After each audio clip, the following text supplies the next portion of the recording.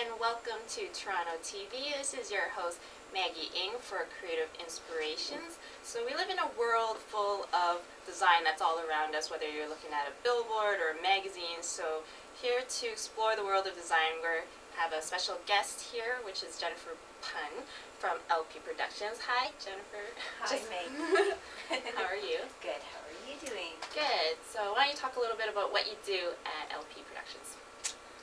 With El-Pea Productions, what I do is, it started off as kind of a graphic design, and I just wanted a company to promote my own graphic design, and what it ended up being in the last few years is I started designing more and more art in tune with my interests. So, for example, yoga. And once I started designing that, I started selling art as well. So, El-Pea Productions has kind of become graphic design, art, and I took up web design. Other things I've done, I do logo design and even painting and all of that as well. So digital art, painting, and that's what El-Pea Productions has become. So it's quite a diverse. Yeah, it spans quite a few different things, but it's just a small company still. So. Right. So how did you come up with the name El-Pea Productions? Well, it's hard to explain, especially to friends and family who don't quite understand why I would leave out the J, but my initials are JLP. So instead of, I always saw a pea pod as, I just love the image of a pea pod, so I wanted to do something around a pea pod, and I took out the J and just kept LP, so. Maybe because it just sounded a little more catchy. Yeah, it was just catchy. Yeah, the J is not necessary. Oh, okay. Are you formally trained as a designer or artist? No, not at all. Actually, in university, I did science. I initially wanted to go into medicine and all that, but I've always loved art. So after university, I wanted to get as far away from science as I could, and I just self-taught myself some computer programs, and it went from there. So how long have you been playing around with the design and doing this? With digital stuff, with web design and with graphic design on the computer, I guess it's been about 5 or 6 years. I know 6 years maybe I started some primitive design, which when I look back is horrible, but I started getting really into it in the last 4 years or so. So do you prefer hand painting versus the digital It's design? really hard to say. I think there's a place for everything. I love painting, but anything under pressure becomes difficult, especially if it's creative, because when you're under pressure, your creativity goes down the drain. So I love painting when I feel inspired, and digital art, I also have to feel inspired, but sometimes graphic design is a little bit easier under pressure than an actual painting, because you can go over and fix things up, whereas painting, there's only a maximum number of layers you can paint over until it just becomes a mess.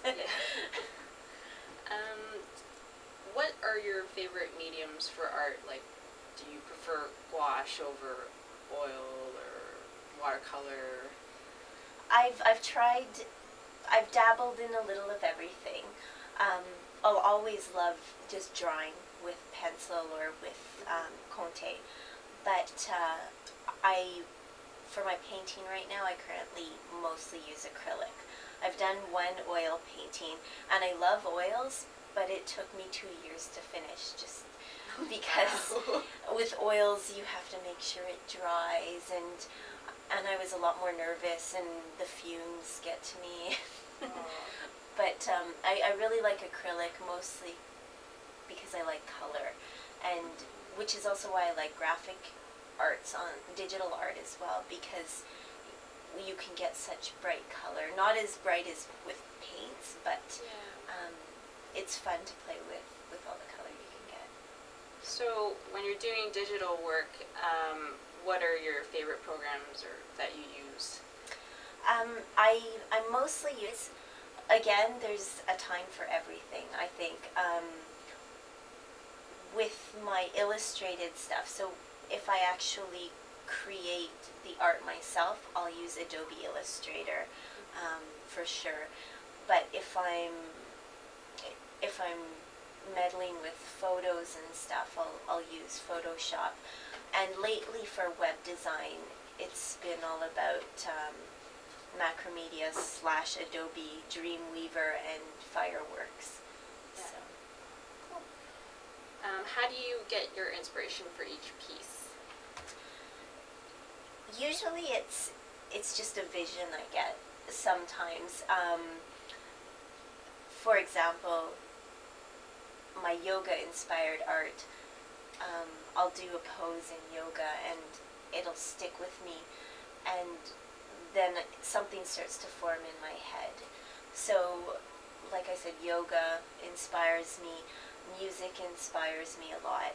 If you go to my website, you'll see that I've got a lot of music inspired things, because music is really part of my life as well.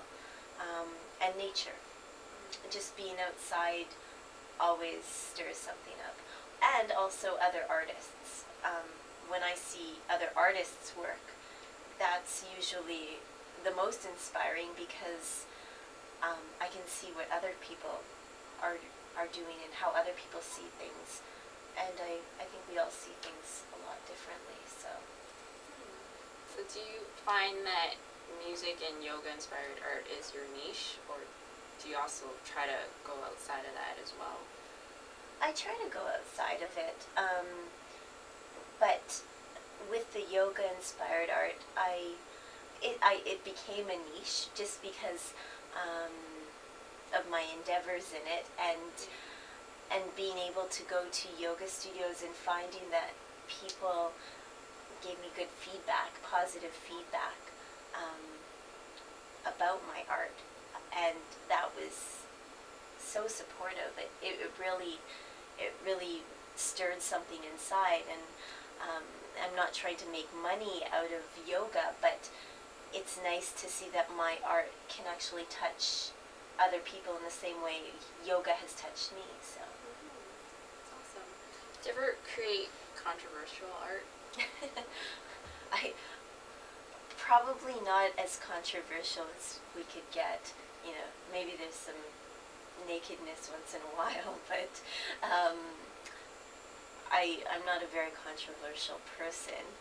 But I create what I think is beautiful. So if everybody will have a different definition of controversial. For sure. Who are some of your favorite artists, and why? Or it could be designers, rather. Because I don't know many artists, because I'm kind of a scientist at heart, but because I wasn't immersed in that too much, I don't know any names. But I think that everybody is an artist inside in some way or another. So I think my favorite artists are the ones who don't really know they are, and you find out these little things about them, and you find out that, oh yeah, this person does play guitar in their spare time, even though they're an accountant by day. And I think those are my favorite artists, are the ones who don't quite realize it, but they have it inside. That's awesome. What kind of style do you think your art or design fall into? Or there's not really any style that defines you, it's just... It's really hard. It's just like, it's kind of like asking a musician what kind of music they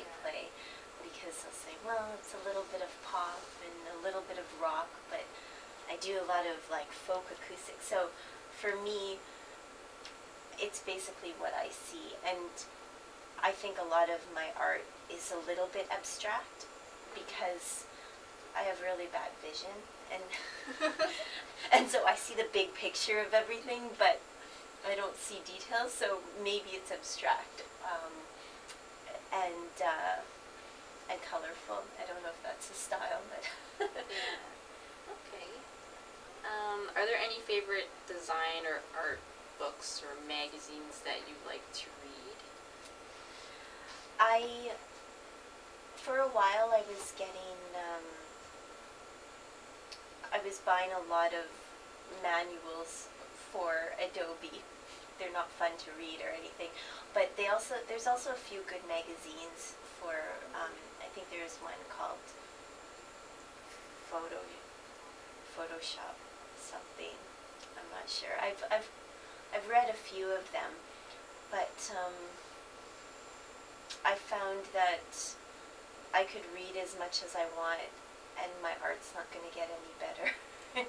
So, it's just getting out there and practicing, more or less. Mm-hmm. Have you ever entered your designs in any competitions? No. Other than displaying my art at the yoga show, which we'll talk about later, I really never exposed my art to anybody until maybe last year.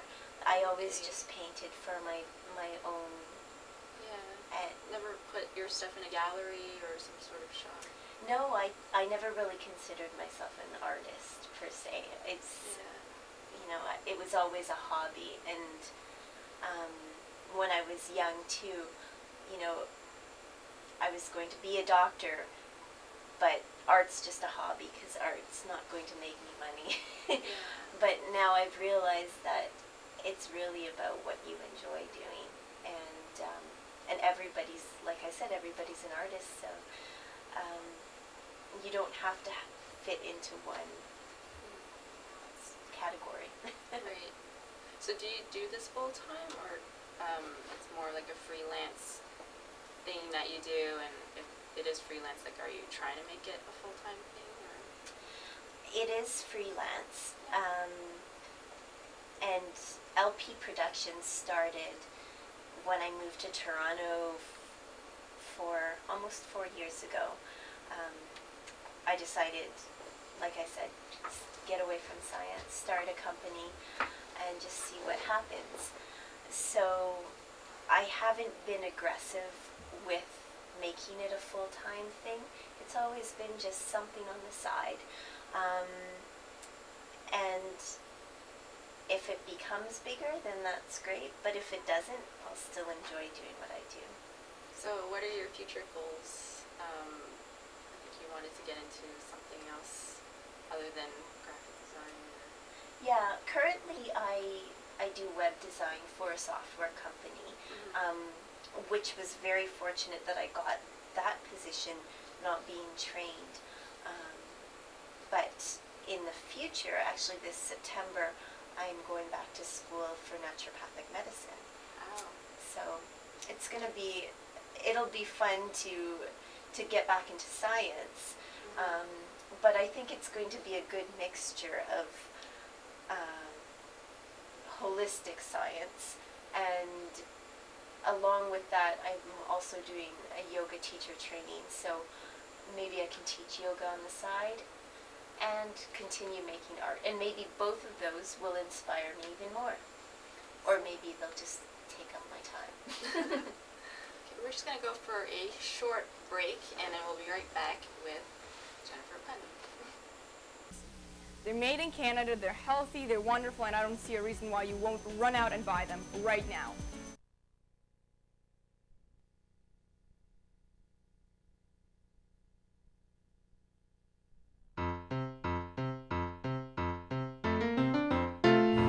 Hello, my name is Elena, and I'm here to show you how to cook Dumpling King dumplings. You start off by adding 30 milliliters of cooking oil to a non-sticky frying pan.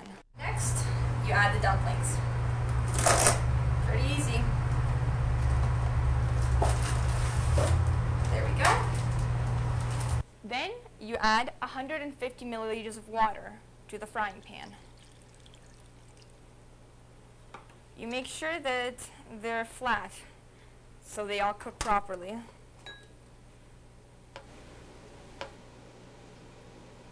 Like this. You turn the stove onto the highest heat and cover them. You let them sit like this for 9 minutes until all the water has evaporated. This Dumpling King dumplings are wonderfully tasty. They're available in 10 varieties at your local No Frills or other grocery stores. Here we have the mushroom and chicken ones. They also come in pork, shrimp, and Napa flavor, tomato and pork, beef, and pork and dill. So after about 8 or 9 minutes, you just open the pan. Wow, they smell good. And you want to turn them over.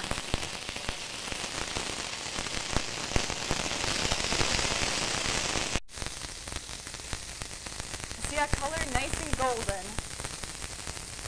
Cook them like this for another couple minutes until both sides are nice and golden brown. You can see this is perfect. Beautiful. I would have to say they're ready. They're wonderfully golden both sides now. So you want to turn off the heat and put them out.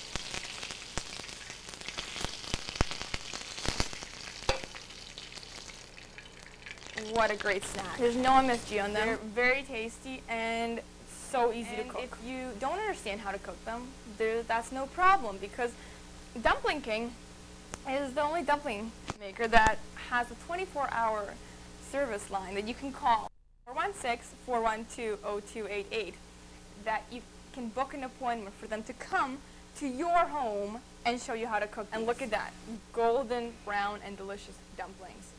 They're made in Canada, they're healthy, they're wonderful, and I don't see a reason why you won't run out and buy them right now. Thank you.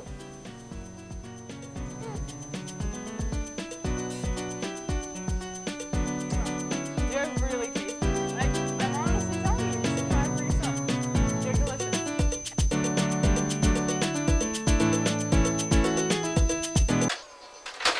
Hey, and welcome back from the short break. This is Maggie, your host, and we were just talking to Jen of El-Pea Productions.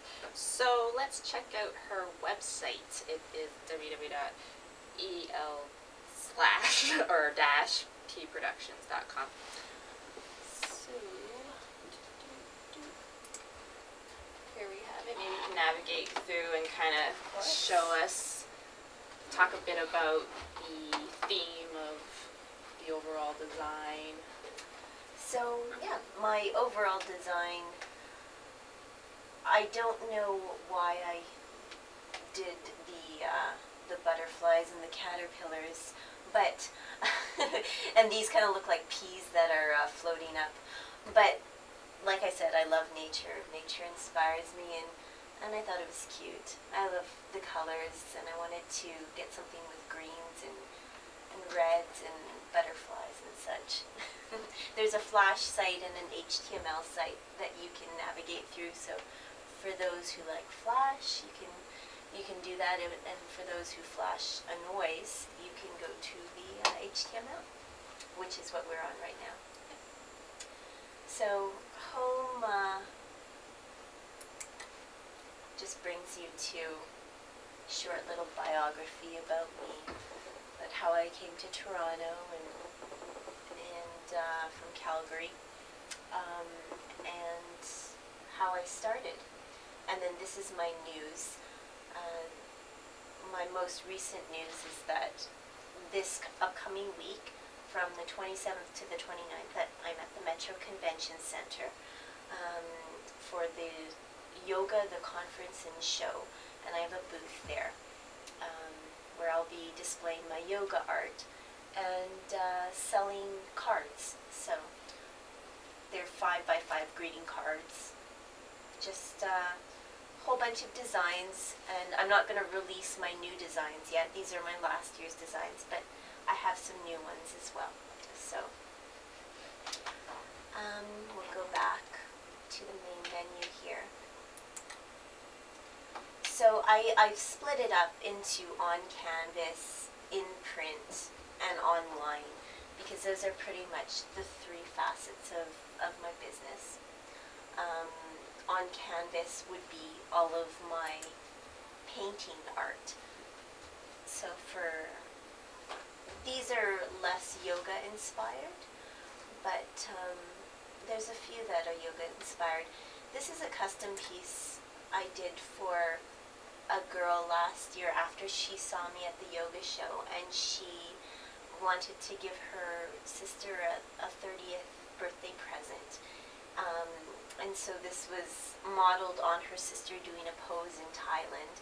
You can see some better detail here. And this was done in acrylics.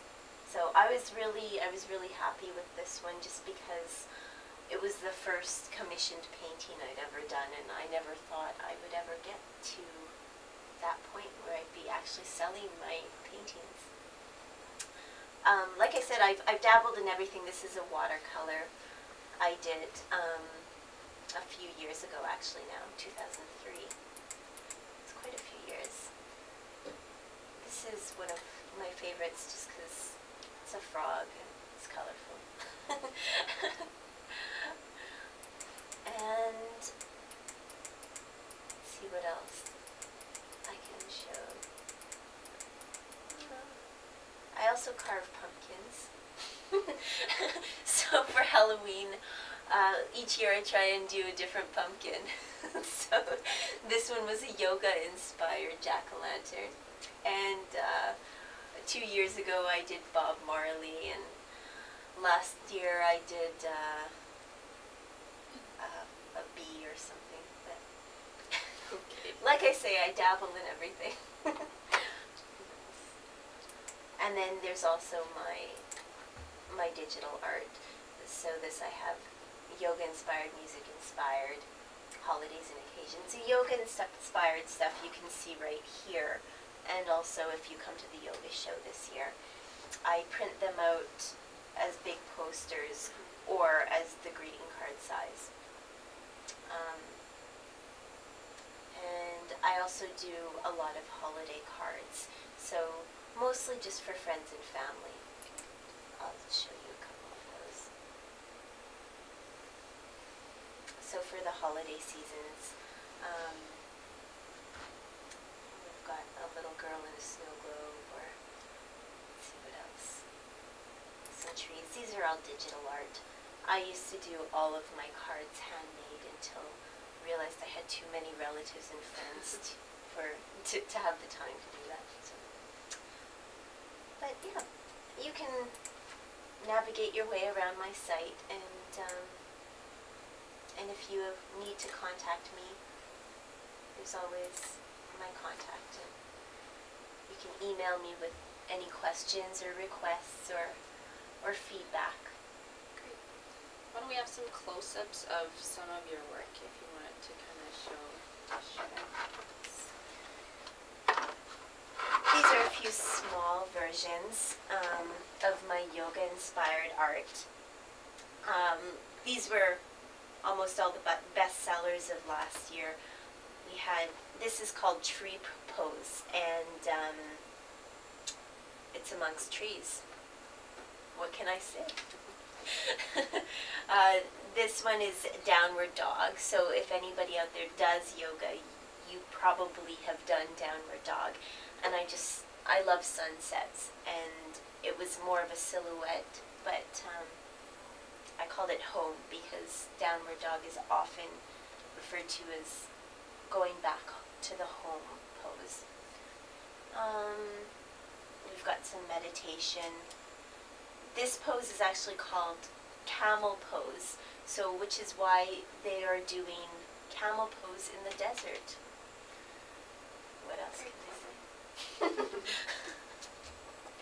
And this is partner yoga. So I modeled them after me and my boyfriend, but we really can't do this pose.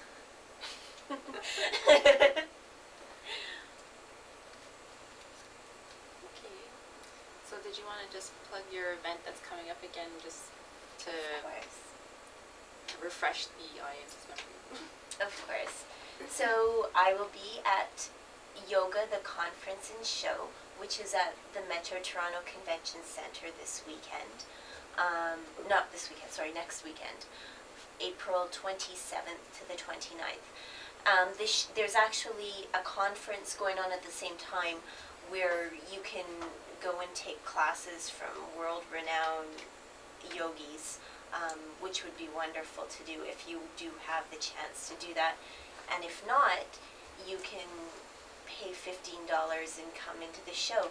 So even if you have a mild interest in yoga, there's tons to see. There's lots of yoga clothes. Oh, and I'm sharing a booth with a friend of mine who does yoga bags. So this is a custom bag she made for me.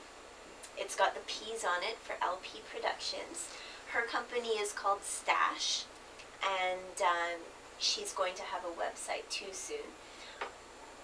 But she designs the silk screens, and she's going to have a few designs and lots of nice material, and her bags are great.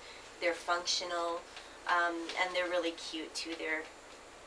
She's got like the little tie here, and if you're interested in something unique for your yoga mat, I think this is the way to go.